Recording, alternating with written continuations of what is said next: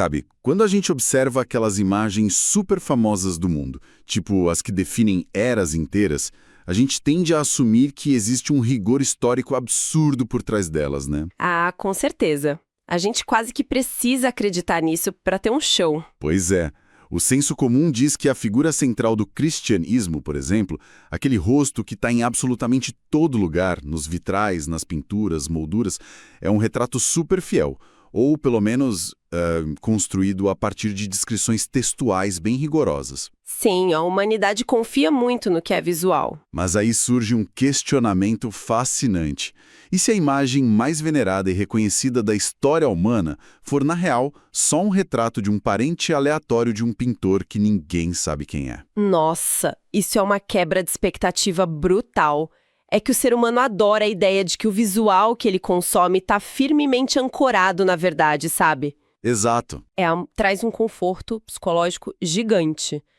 Mas quando a gente entra nessa área de narrativas históricas e iconografia religiosa, essa âncora muitas vezes se revela super frágil. E é bem essa desconexão gigantesca que a gente vai explorar hoje. Isso aí. O título já entrega a premissa de uma forma bem crua. Jesus Cristo nunca esteve em nenhum país europeu. É uma afirmação bem forte, né? Muito forte. É um texto que bate de frente não só com a narrativa visual, mas com toda a geografia que domina o imaginário do cristianismo ocidental. E, bom, antes da gente avançar, a gente precisa fazer um alinhamento rápido para quem está nos escutando. Claro, importantíssimo. A nossa proposta aqui não é, de jeito nenhum, atestar verdades absolutas, nem tomar partido político ou entrar no mérito da fé de ninguém. O nosso trabalho hoje é atuar, como investigadores desse roteiro específico. Exatamente. A gente está aqui para mapear o argumento. Isso, queremos entender como essa teoria tenta desconstruir uma imagem global e observar como o autor monta esse próprio quebra-cabeça com as peças que ele apresenta. Somos analistas da narrativa, não juízes de teologia. Perfeito. Eu estou super alinhado com isso. E para entender a tese dessa fonte, o primeiro passo que o texto exige é para a gente recalibrar o nosso GPS histórico. Virar o mapa mundi de cabeça para baixo. Literalmente. Em vez de a rota apontar para Roma ou Atenas, as coordenadas do argumento apontam inteiramente para o sul. O vídeo começa falando da fundação bíblica e afirma que o primeiro país mencionado lá no livro de Gênesis é a Etiópia. Olha, o que chama muita atenção logo de cara é o rigor que a fonte tenta usar para criar uma autoridade acadêmica no começo do vídeo, sabe? Como assim? O autor faz questão de mencionar que, dependendo da versão do texto, o nome antigo da Etiópia aparece como Cush ou Cus, e ele diz que fontes autorizadas confirmam isso. Ah, entendi. Ele quer fincar uma bandeira logo na primeira página. Exato. Não é para dar aula de etimologia, mas a mensagem subliminar é que a base de tudo isso está no continente africano, logo nos textos originais. E o contraste geográfico que ele faz é imediato. O texto bate na tecla de que a Europa só ganha alguma menção bem no finalzinho da narrativa bíblica. Sim, muito depois. Ele diz que nem Jesus, nem os apóstolos originais jamais colocaram os olhos na Europa. O autor até faz uma pausa para avisar que Belém e a Palestina não ficam na Europa. Que parece um detalhe bem óbvio para muita gente, né? Pois é, então, por que o texto sente a necessidade de fazer esse alerta geográfico tão básico? Porque, ao longo dos séculos, a narrativa popular acabou misturando o local de nascimento físico da religião com o eventual centro de poder dela na Europa. Ah, claro.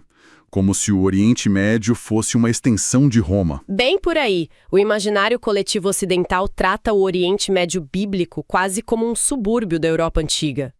Então, ao desenhar essa linha divisória forte, o autor prepara o terreno para desvincular a figura central de qualquer herança europeia inicial. Faz sentido. E é aí que entra um dos pontos mais intrigantes do material. A fonte relata que, por causa de um perigo letal na infância, a mãe de Jesus o levou e o escondeu na África. Sim, e não foi só um refúgio temporário, tipo um fim de semana. Não mesmo. O texto é bem específico, dizendo que ele passou 10 anos lá, crescendo física, espiritual e moralmente. Mas olha, deixa eu fazer o papel de advogado do diabo aqui um minutinho. Manda ver. É muito tentador pegar uma década num continente e usar isso para justificar uma apropriação cultural. O vídeo chega a explicar como essa localização mudou a bússola moral dele, ou só assume que proximidade significa assimilar a cultura automaticamente? É uma ponderação crucial, com certeza. O texto não entra em detalhes sociológicos do dia a dia, sabe?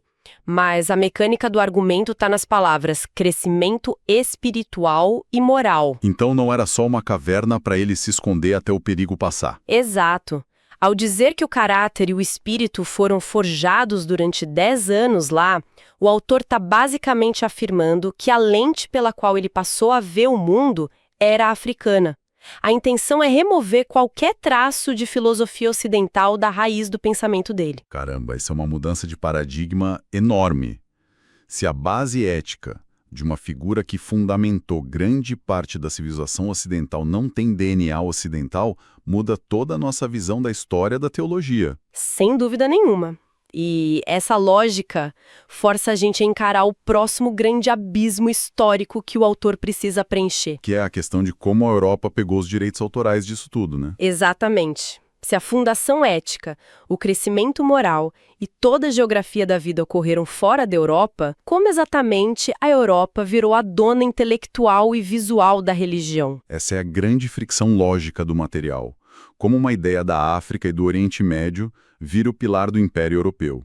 O vídeo divide isso entre desenvolvimento intelectual de um lado e adoção institucional do outro. Sim, e ele aponta que a primeira igreja do mundo e o primeiro mosteiro do mundo não ficavam em Roma ou na Grécia. Ficavam na África. Tijolos e arquitetura. Ele mergulha nas mentes que construíram a doutrina. Ah, sim. O vídeo cita Santo Agostinho nominalmente e descreve ele de um jeito muito enfático, dizendo que ele não é nada além de um africano. Essa frase carrega um peso enorme dentro do roteiro deles. Totalmente. Dizer que ele não é nada além de um africano soa tipo um pedido para devolver uma patente intelectual que foi sequestrada, sabe? A história ocidental frequentemente coloca um verniz europeu nessas figuras clássicas. Com certeza reescreve a origem deles. Mas vem cá, se a base intelectual estava toda estruturada por pensadores africanos, como é que se deu a entrada dessa religião na Europa segundo a transcrição? Aí a narrativa ganha uns contornos bem sombrios. O autor bate na tecla de que a religião demorou 400 anos após a morte da figura central para ser consolidada na Europa. 4 séculos é muito tempo. É um abismo. Isso demonstra que foi uma ideia importada, trazida por apóstolos muito tardios e que sofreu uma resistência brutal lá no começo. Brutal até demais. O vídeo descreve essa chegada à Europa como uma das histórias mais sangrentas da humanidade. Fala de gladiadores, homens lutando contra leões em arenas. O Império tentou literalmente esmagar essa religião. Mas aí me surge uma dúvida mecânica sobre a história. Se o Império Romano tentou destruir a ideia com uma violência tão extrema e cinematográfica, por que eles acabaram abraçando a ideia depois? É um padrão fascinante de como o poder institucional funciona e o texto sugere isso bem nas entrelinhas. A violência nas arenas funcionava como um filtro, uma tentativa de erradicação mesmo. Mas não funcionou. Não! Quando o Império percebe que jogar pessoas para os leões está só criando mártires e fortalecendo o movimento, eles mudam de tática. A adoção do cristianismo, conforme a linha do tempo do vídeo, não soa como uma iluminação espiritual repentina. Soa como política. Exatamente. Uma incorporação política. O Império falha em esmagar a religião, então decide assumir o controle, padronizar e reempacotar tudo com a sua própria identidade visual e cultural. Nossa, é tipo uma aquisição hostil no mundo corporativo, só que aplicada à teologia. O contraste estabelecido pela fonte é muito brilhante. A África é o berço intelectual pacífico, fazendo mosteiras, e a Europa é a arena de leões que ataca e depois rouba a ideia para si. Esse declara a proprietária oficial. E é nesse conceito de reempacotar com a própria identidade visual que a gente chega no ápice da nossa imersão de hoje. O elefante na sala. A apropriação visual. Se o berço não era europeu, a mente não era europeia, e a adoção foi tardia e sangrenta, por que a imagem que domina o mundo há séculos tem feições inegavelmente europeias? Ovídio confronta esse fenômeno usando descrições literais do próprio texto bíblico. Não são apenas interpretações soltas. Sim, a fonte destaca bastante isso. O texto sagrado descreve o cabelo da figura central como sendo semelhante à lã de um cordeiro. Cabelo com textura de lã. E a partir desse ponto de ancoragem no livro sagrado, o autor do vídeo dispara a conclusão mais aguda dele. Ele diz que ele poderia ter quase qualquer cor de pele, mas nas palavras do texto, a única cor que ele definitivamente não poderia ser é branco. O vídeo diz que é impossível. E o uso da palavra impossível evidencia a força do argumento dele. Ele está expondo uma falha gigantesca na lógica da cultura visual moderna. Uma colisão direta entre a lã de cordeiro do texto e o retrato europeu de cabelo liso que todo mundo conhece, né? Exato. O que está em jogo aqui é como a estética venceu o texto sagrado de forma esmagadora. E para explicar essa vitória da estética sobre o texto, surge aquela anedota famosa que a gente mencionou no começo, a história do pintor. Isso. O vídeo alega que a imagem reverenciada do Jesus branco é só o retrato do tio do artista, que foi encarregado da pintura. É uma tentativa poderosíssima de desmantelar o mito. Me faz pensar muito na dinâmica da nossa comunicação atual. É como se hoje alguém pegasse uma foto aleatória de um banco de imagens da internet, por pura pressa, para ilustrar algo super importante. E de repente isso vira a verdade inquestionável. Sim, só que num mundo bem antes da internet. A grande questão que fica é, por que as pessoas aceitam a imagem do tio do pintor e ignoram o texto que fala do cabelo de lã? Para entender isso, a gente precisa olhar para a mecânica de como os mitos visuais se propagam. Durante a maior parte do tempo em que o cristianismo se consolidou na Europa, a imensa maioria da população era analfabeta. Ah, é verdade. O texto estava em latim, totalmente inacessível para o povo. Isso. A experiência religiosa não vinha da leitura, vinha da visualização. A pintura na parede da igreja era o documento final para as pessoas. Então, se o artista europeu usou o tio por conveniência pragmática e a instituição carimbou como sagrado, pronto. O rosto do parente virou a verdade absoluta na mente dos fiéis. O autor usa essa história para banalizar o sagrado, reduzindo a iconografia europeia a uma escolha logística simples de um pintor qualquer. É fascinante observar como a conveniência de um artista apaga séculos de precisão textual. O poder do visual superando a palavra escrita muito antes dessa nossa era das telas. E olha, tem um detalhe final que a fonte aborda quase como se quisesse trancar todas as portas de saída do debate. Qual parte? O texto menciona que existem umas especulações de que Jesus pode ter ido para a Europa após a crucificação. Mas o vídeo é taxativo em um ponto inegociável, dizendo que ele definitivamente nunca pisou na Europa enquanto estava vivo e pregando a mensagem dele. Por que separar isso? É uma tática de defesa super inteligente do autor. Ele sabe que existem lendas e mistérios sobre o pós-morte. Ao dar espaço para essa especulação, ele não precisa brigar com todos os mitos existentes. Ah, entendi. Ele blinda o argumento principal dele. Isso. Ele garante que o período de formação, as ações e a fundação moral aconteceram 100% na África e no Oriente Médio. O que rolou na Europa depois, seja lenda ou apropriação política, não faz parte da fundação original. A clareza com que o material separa a fonte original do distribuidor final é muito instigante.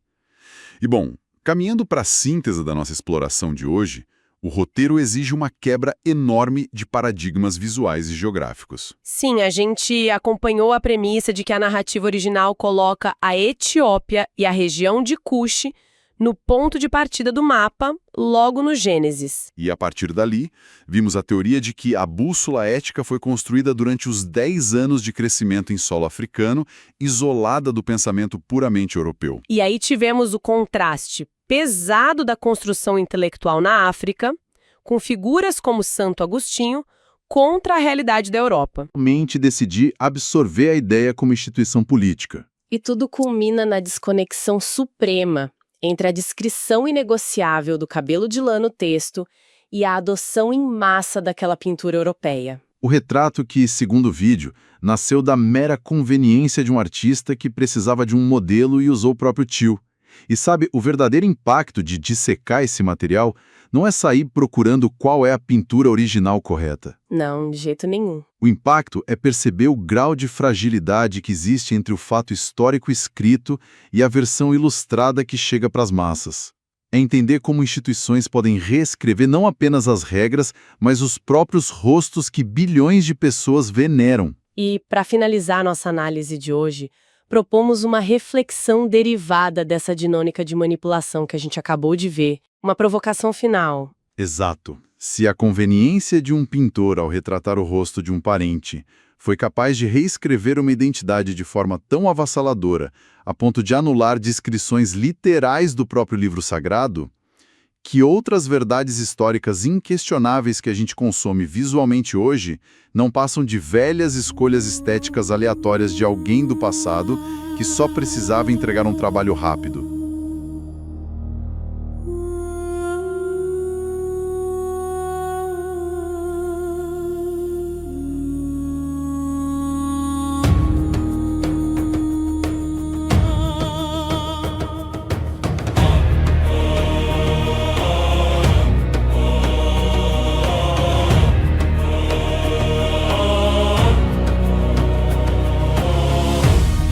Vermelho nasceu a fé,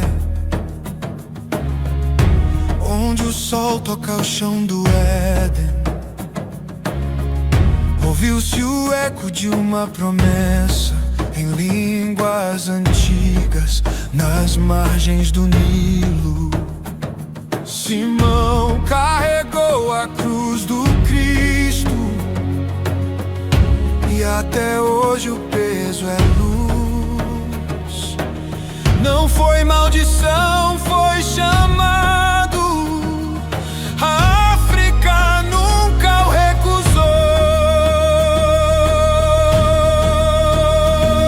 A cruz não é dor, é missão. É missão. Guardamos nas mãos revelação. Revelação dos pergaminhos de Etiópia ao coração.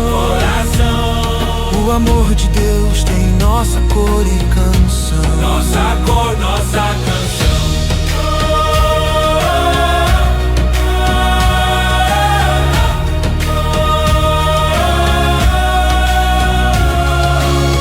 Eunucos, profetas e rainhas, sabedoria que o tempo não apaga. Dos templos perdidos nas areias, renasce o verbo que o ocidente cala.